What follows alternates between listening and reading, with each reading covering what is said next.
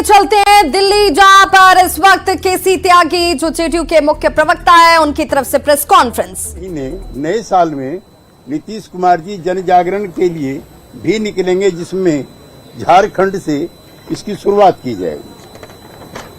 Number 3, संसद के शीतकालीन सत्र में जिस तरह से संसद की सुरक्षा के महत्वपूर्ण सवाल उठाते हुए सांसदों को निलंबित किया गया है, वो अफसोसजनक है, शर्मनाक है और ऐसा भारतीय लोकतंत्र में इस तरह का कभी नहीं हुआ, इसकी भी निंदा की गई। 4,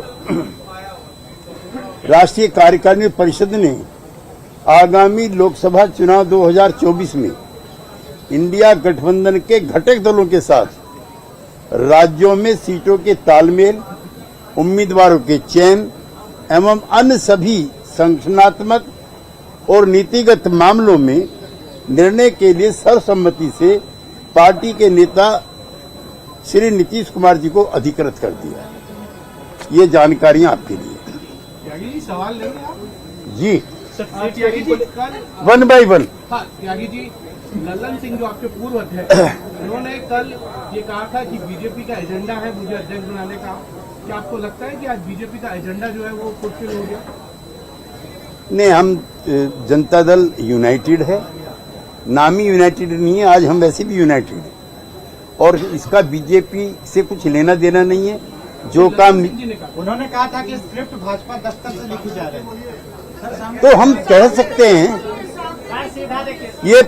ये आरोप तो बीजेपी हम पे लगाए, आप क्यों लगा रहे हैं? और हम कह सकते हैं कि बीजेपी इंस्पायर्ड एक प्रोपेगेंडा चल रहा था कई दिन से, इसमें कौन बुरी बात है? आज पूरा हो गया वो? नहीं, उनको निराशा हुई। त्यागी जी, क्या फिर से जेडीयू एनडीए के साथ जा रही है? इस तरह की कयास लग रहे हैं। इससे कैसे क्यास लगा सकते हैं? क्योंकि ललन सिंह को हटाया गया। आपकी इच्छा हो सकती है ये।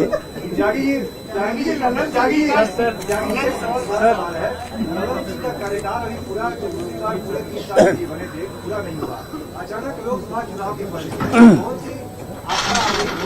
ऐसा समीकरण हो गया, क्या दिक्कत आ गई पार्टी में कि उनसे अध्यक्ष पद छोड़ना पड़ा? नीतीश कुमार के हाथों में संभाल लिया। नीतीश कुमार जी पार्टी के सर्वमान्य नेता हैं। उनकी कदकाठी सहयोगी पार्टियों से बातचीत करने में, उनके साथ सीटों की तालमेल करने में, नीतिगत निर्णय लेने में, उसमें ज्यादा सुविधा हमको।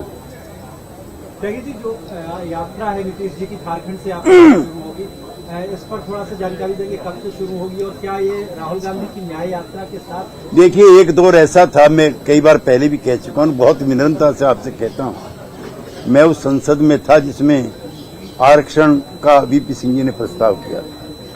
आडवाणी जी का भाषण भी उपलब्ध है और श्री राजीव गांधी जी का स्वर्गीय उनका भी भाषण उपलब्ध है, किस तरह से उन्होंने जाति आधारित मंडल को रिजेक्ट किया था। एक कमंडल लेकर निकल गए थे और दूसरों ने सरकार गिरा दी थी मिल करके। ये इतिहास की एक ऐसी घटना थी। मुझे प्रसन्नता है कि जो सोशल लॉज ऑफ डेवलपमेंट हैं, उन्होंने ऐसा काम किया है कि आज कोई भी पार्टी नहीं, होड़ लगी है। अगर शिवराज सिंह चौहान को जाना है तो यादव को आना है। ये कोई मामूली परिवर्तन नहीं है। ये अब से 15 साल पहले संभव नहीं था। ये अटल जी की पार्टी में संभव नहीं था, ये इंदिरा जी की पार्टी में संभव नहीं था, लेकिन आज ये कांग्रेस पार्टी भी और बीजेपी दोनों की ऐतिहासिक मजबूरी है कि जो सोशलिस्टों ने एजेंडा तय किया था, जो वीपी सिंह ने तय किया था, कर्पूरी ठाकुर ने तय किया था, सारी पार्टियां उस पर चलने के लिए मजबूर है। 3 कैबिनेट मिनिस्टर हैं मोदी जी के, जो उनकी मर्जी से या मर्जी के खिलाफ जाकर के कहते हैं, मिस्टर अथावले, मिसेस पटेल, अनुप्रिया और पारस, पशुपतिनाथ पारस, तीनों मंत्री कह रहे हैं कि जातिगत जनगणना कराइए। एक पार्टी नहीं है सहयोगी पार्टी, एक भी दिल्ली से लेकर के कलकत्ता तक जो नहीं कह रही है, तो ये हमारे विचारों की सबसे बड़ी जीत है। और इंडिया गठबंधन का जो एजेंडा है, इंडिया गठबंधन के जो मुद्दे होंगे, उसमें सबसे प्रमुख मुद्दा जातिगत जनगणना हम कराएंगे अगर हम सत्ता में आते हैं तो।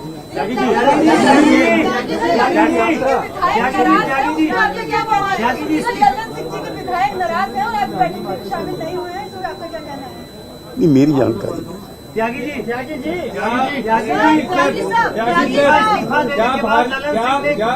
इस्तीफा देने के बाद ललन सिंह ने कोई अपना कोई वक्तव्य रखा? हाँ, वक्तव्य दिया है उन्होंने। क्या कहा है उन्होंने? उन्होंने कहा है कि जो प्रचार और प्रसार पिछले एक सप्ताह से किया जा रहा था, मुझको भी उसमें घसीटा गया। उन्होंने खुद ये कहा है। और जनता दल यूनाइटेड का एक एक वर्कर इंडिया गठबंधन को मजबूत करने के लिए और भारतीय जनता पार्टी से लड़ने के लिए तैयार है। नाराज है, वो बैठक में नहीं आए। कौन सा नाम बताइए दो लोगों का? सुनील कुमार पिंटू जी नाराज है, वो बैठक में नहीं आए। इस पे आपका क्या कहना है? नहीं, मेरी जानकारी इतनी बड़ी चीज की मुझे जानकारी नहीं है।